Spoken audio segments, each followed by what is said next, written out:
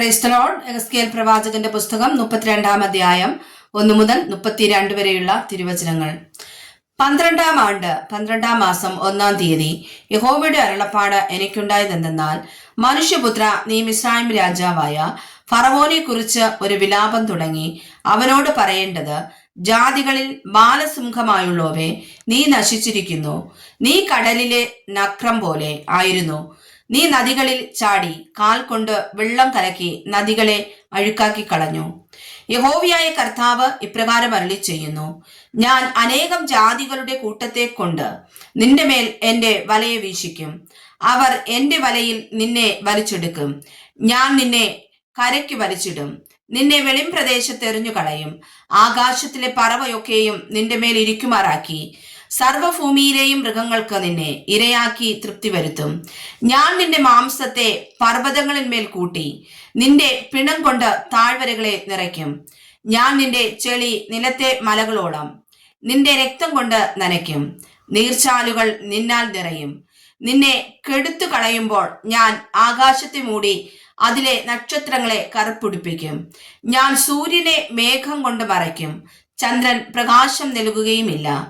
ആകാശത്തിലെ ശോഭയുള്ള ജ്യോതിസുകളെ ഒക്കെയും ഞാൻ നിന്റെ നിമിത്തം കറുപ്പുടിപ്പിക്കുകയും നിന്റെ ദേശത്തിൽ അന്ധകാരം വരുത്തുകയും ചെയ്യുമെന്ന് യഹോവയായ കർത്താവിന്റെ അരുളപ്പാട്.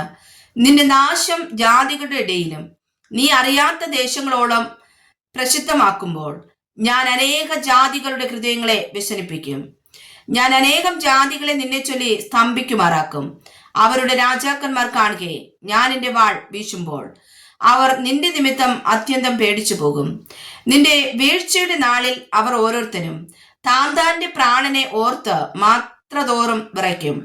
യഹോവയായ കർത്താവ് ഇപ്രകാരം അരുളി ചെയ്യുന്നു: ബാബേൽ രാജാവിന്റെ വാൾ നിന്റെ നേരെ വരും. വീരന്മാരുടെ വാൾ കൊണ്ട് ഞാൻ നിന്റെ പുരുഷാരത്തെ വീഴുമാറാക്കും. അവരെല്ലാവരും ജാതികളിൽ വെച്ച് ഉഗ്രന്മാർ.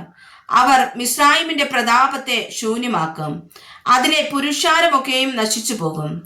വളരെ വെള്ളത്തിനരികെ നിന്ന് ഞാൻ അതിലെ സകല മൃഗങ്ങളെയും നശിപ്പിക്കും.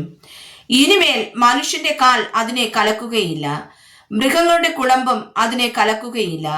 ആ കാലത്ത് ഞാൻ അവരുടെ വെള്ളം തെളിയുമാറാക്കി അവരുടെ നദികളെ എണ്ണ പോലെ ഒഴുകുമാറാക്കുമെന്ന് യഹോവയായ കർത്താവിന്റെ അരുളപ്പാട്.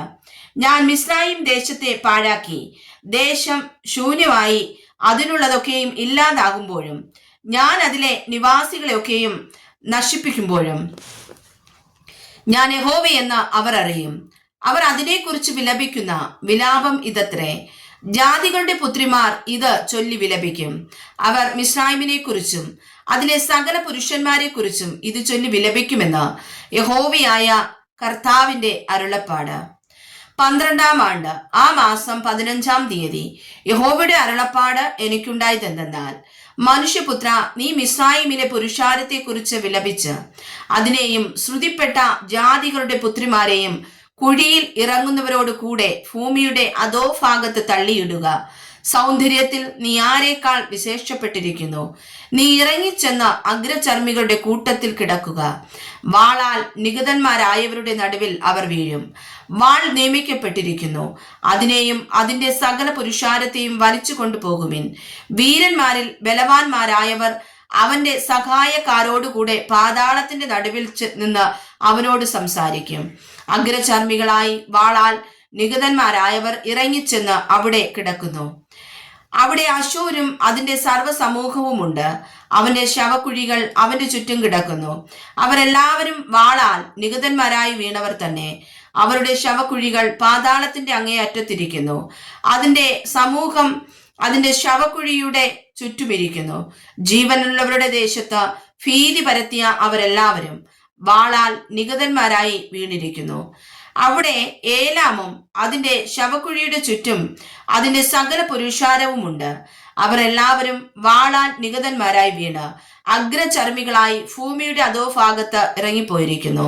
ജീവനുള്ളവരുടെ ദേശത്ത് അവർ നീതി പരത്തി, എങ്കിലും കുഴിയിൽ ഇറങ്ങുന്നവരോട് കൂടെ അവർ ലജ്ഞ വഹിക്കുന്നു. നിഗതന്മാരുടെ മധ്യേ അവർ അതിനും അതിന്റെ സകല പുരുഷാരത്തിനും ഒരു കിടക്ക വിരിച്ചിരിക്കുന്നു. അതിന്റെ ശവക്കുഴികൾ അതിന്റെ ചുറ്റും ഇരിക്കുന്നു. അവരൊക്കെയും അഗ്രചർമ്മികളായി വാളാൽ നിഗതന്മാരാകുന്നു. ജീവനുള്ളവരുടെ ദേശത്ത് അവർ ഭീതി പരത്തിയിരിക്കയാൽ കുഴിയിൽ ഇറങ്ങുന്നവരോട് കൂടെ ലജ്ജ വഹിക്കുന്നു. നിഗതന്മാരുടെ മധ്യേ അത് കിടക്കുന്നു. അവിടെ മേശക്കും തൂബലും അതിന്റെ സകല പുരുഷാരവും ഉണ്ട്.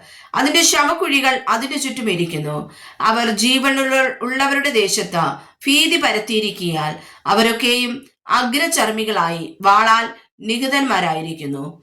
അവർ ജീവനുള്ളവരുടെ ദേശത്ത് വീരന്മാർക്ക് ഭീതിയായിരുന്നത് കൊണ്ട് തങ്ങളുടെ അകൃത്യങ്ങളെ അസ്ഥികളിന്മേൽ ചുമന്നും തങ്ങളുടെ വാളുകളെ തലയ്ക്കു കീഴെ വെച്ചും കൊണ്ട് അഗ്രചർമ്മികളിൽ പട്ടുപോയ വീരന്മാരായി പടക്കോപ്പോടുകൂടെ പാതാളത്തിൽ ഇറങ്ങിയവരുടെ കൂട്ടത്തിൽ കിടക്കേണ്ടതല്ലയോ?